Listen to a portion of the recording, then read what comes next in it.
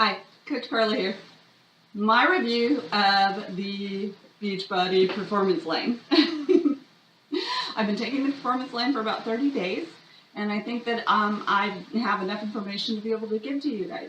I have started every single one of my videos with Dr. Nima's introduction and who he is, and I want to just tell you how I felt with Energize. Energize is their pre-workout. It's replacing E&E. Actually, E&E is not discontinued yet, but I do like this one way, way better. I don't feel that little tingly sensation in my face. I've taken other pre-workouts and I don't like the way they make me feel. This one tastes good and I like it. So I will continue to use this one. This is great for anybody who has a supercharged workout.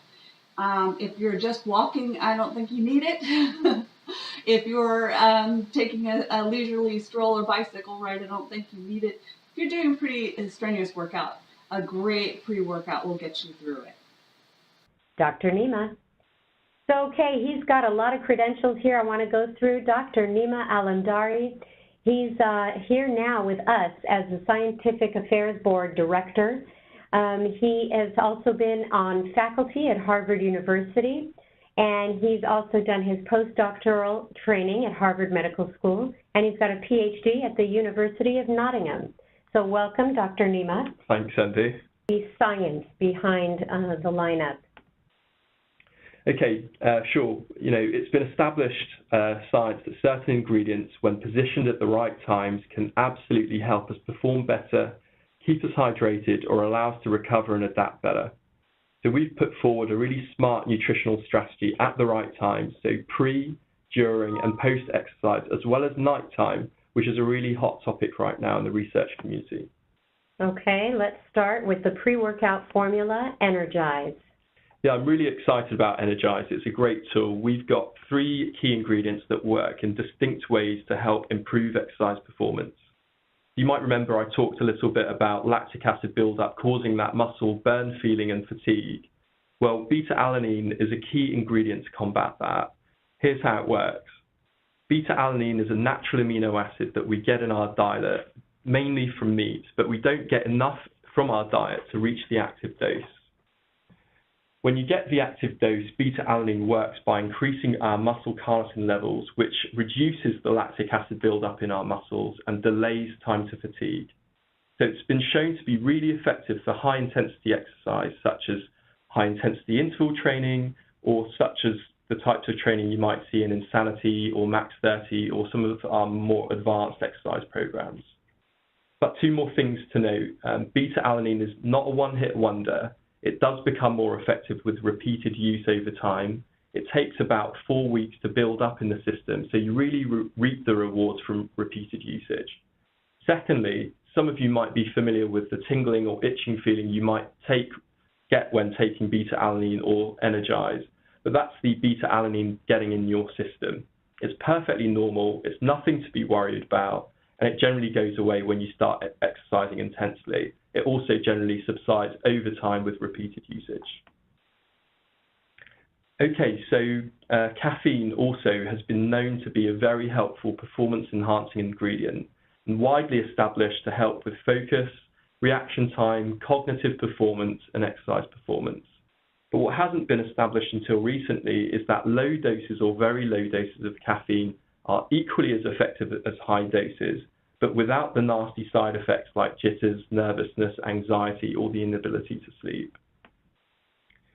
So the third component, quercetin, is a plant-based phytonutrient found naturally in fruits and vegetables like apples and onions. In multiple studies, quercetin has been shown to improve exercise performance and reduce fatigue. It's still not known exactly how it works in the body, but it's thought that it might work as an energy booster in our cells or by reducing exercise-induced inflammation. But before we move on, you might have noticed that there are also different options for serving sizes, and this is actually a key feature of our customization, which accounts for your body weight. So therefore, the dose that will be provided will depend on your body weight. So can we go back a second to the beta-alanine? I keep hearing about it. What is so great about it? Yeah, sure. There's a growing body of evidence that beta-alanine, by some of the best in the world, that beta-alanine is a performance-enhancing ingredient. So you can see here the figure to the right is a list of studies across multiple different sports, such as swimming, rowing, sprinting, and cycling. And these studies show that beta-alanine has a significant benefit to performance, particularly for bouts of high-intensity exercise lasting 1 to 4 minutes. It's also been shown to work when doing high-intensity intervals with a longer period of exercise, meaning it can really work when you're sprinting at the end of a long race or when you're doing high-intensity intervals that are found in so many of our Beachbody fitness programs. So also you'll see that studies have shown that 800 milligrams is the ideal dose both for efficacy and for comfort, meaning it's the lowest dose that still works effectively while minimizing the tingling or itching some people might feel.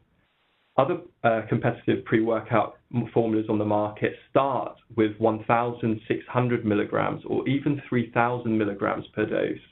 This would be quite unsuitable or really uncomfortable for many women or people at lower body weights, and generally the formulas are not well designed with lower body weight people or women in mind. Also, its effects are known to be compounded by repeated usage, meaning the longer you take it, the better it will work for you. You should really feel a major difference after 4 to 10 weeks of use. Let's go back to the low-dose caffeine. What is new about that? Yeah, a few things, Sandy. Actually, the landscape in caffeine research has shifted, with researchers looking at what low doses or very low doses can do for performance. As I mentioned, we've long known that caffeine has been a great performance-enhancing effect, but high caffeine doses are associated with side effects. Low doses have recently been shown to have similar performance benefits, but without those effects of higher doses. So if you look at the chart on the right, the column A is the control with no caffeine. Column B is the low dose of caffeine and shows improved time to exhaustion. However, if you look at the very far right-hand column, the AB, with the highest dose, it shows that it was not effective in improving performance versus the control with no caffeine. So just like I mentioned with beta-alanine, too much of a good thing, in this case, caffeine levels, can actually be counterproductive. So that's basically why we use low-dose caffeine, plus we get it from a natural green tea source versus the synthetic anhydrous forms that you might see a lot in the market. Okay, and lastly, what about the quercetin? Yeah, quercetin is the most researched phytonutrient in exercise or exercise performance. So you can see here the chart to the right shows that multiple studies have proven that quercetin improves exercise performance and VO2 max. And VO2 max is just a measure of your maximum oxygen capacity during exercise. And quercetin has been shown to help improve that capacity. Dr. Nima, we had some questions come up from our test group that I think this audience would like to hear the answers to. So can I take you through all these? Why do I feel tingling or itching in my hands and face from the Energize product? Yeah, as I mentioned, it's actually coming from beta-alanine. So beta-alanine is an amino acid that's found naturally in our food and diet. For some people, it's known that it'll induce a sense of tingling or itching, which means it's getting into your bloodstream. Nothing to worry about. It just means that it's in your bloodstream. It's totally normal. And for most people, the feeling subsides with exercise and with repeated use over time.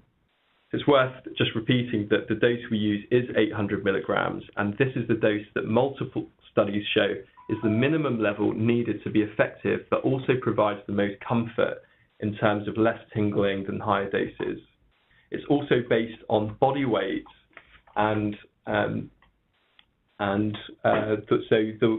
if you weigh less, you may feel it more. So the point is that you can tailor based on your weight, which makes this much more customizable, particularly for women. Other pre-workouts on the market generally have much higher doses of beta-alanine, which can be really uncomfortable or put people off. Okay, why is the color of Energize such a bright yellow? Is that natural? Yeah, the vibrant yellow color of Energize actually is natural from quercetin. Quercetin is naturally found in fruits and vegetables such as skins of apples and onions and grapes.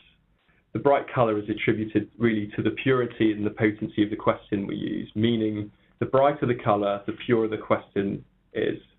So if you see another product out there with quercetin as an ingredient and it's not that bright yellow colour, then the quality could be inferior or the dose too low to actually have an effect. Interesting. Now, I'm sure people want to know, are there plans to discontinue our E&E product? No plans yet, none as far as I know. So how is this different than E&E? People have noticed that E&E has arginine, but Energize does not. In fact, there are many ingredients found in competitor pre-workout formulas that are not included in Energize. Why is that? Yeah, really good question, Sandy. I'll address those in the following slides. Okay, so arginine is featured in both E&E and other pre-workouts on the market. And keep in mind that E&E was formulated back in around 2010 and 2011. Research has progressed since then, and scientific consensus since 2013 is now that arginine just does not play an important role in improving performance. So looking at the top graph there, where placebos were tested against arginine, you'll see the flat lines show there's no difference between the placebos and arginine on VO2 max. The graph at the bottom shows no difference between placebo and L-arginine in performance as measured by time to exhaustion. So this has been confirmed even in the last month, where another important paper coming from world leaders in the field of nitric oxide and exercise performance shows that arginine does not have an impact on exercise performance. Lastly, and I think interestingly, arginine is known to be a vasodilator, meaning it expands your blood vessels and increases blood flow, whereas caffeine is a slight vasoconstrictor, meaning it restricts blood flow. So these formulas that have both caffeine and arginine in them aren't particularly well thought out because the mechanisms actually lack synergy, but also can actually oppose each other. Cool. Okay, another question. Why are there no antioxidant vitamins C and E? Yeah, this is a really hot topic at the moment, with most performance supplements actually fortifying with high levels of vitamin C and E. But these studies show that these high levels of vitamin antioxidants can actually hamper adaptations to exercise, particularly when taken near the exercise window. Now, what about vitamin B? I thought that was for energy.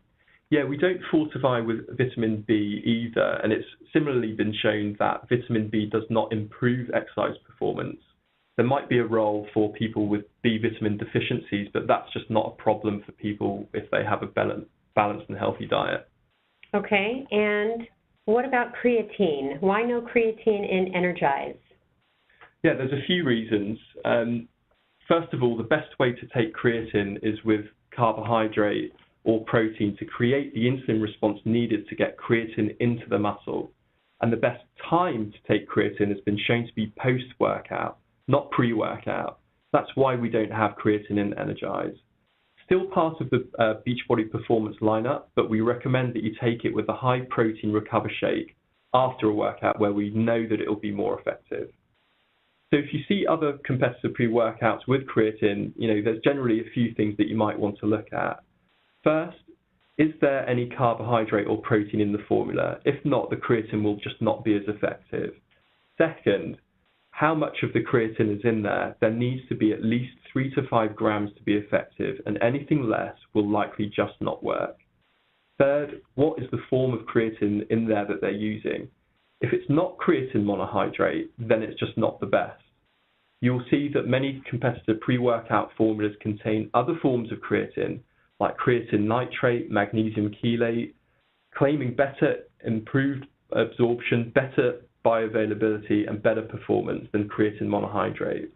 But repeated studies have shown that this is just not true. So just don't buy, my advice would be, don't buy into the marketing hype about the other forms of creatine. Creatine monohydrate has the most proven track record by far in multiple different sports and exercises to improve performance, and also has the best safety track record too.